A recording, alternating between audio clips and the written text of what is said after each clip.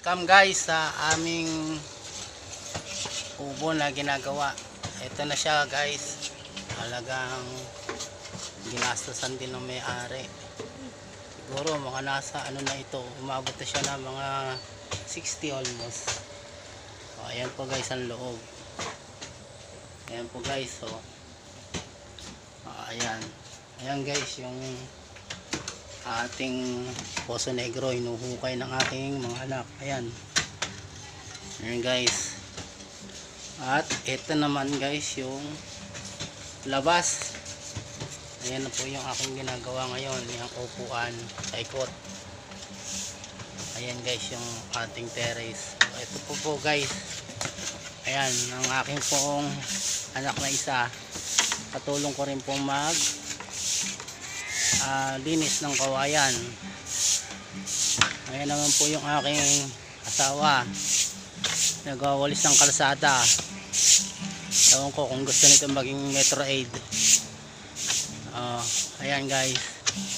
Ayan o, kita nyo yung aking isang panganay. Ayan o, yan o. Sa panganay parang marami kami Maraming kinaya niya, kaya ano, hard work ngayon yan. Ayan guys.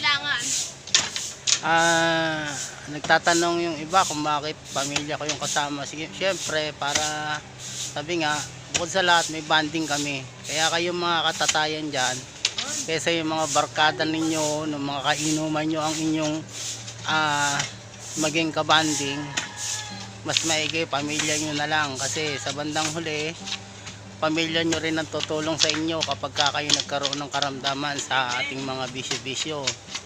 Kaya guys, payo ko lang, kayong mga tatay, mahalin ninyo ang inyong pamilya. Ayan guys, kita mo yung aming kubo. Hi ka mami. Ay, ayun. Ayun, sige po guys, mamaya na lang po uli at gagawa muna uli kami.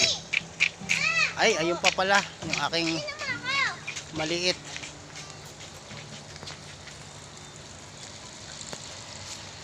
Ayan guys yung aking makulit. Ayan. Ayan. Ito naman po yung isa ko. Pinanda ng aking bunso. Maganda rin yan. Ay. Okay, bye.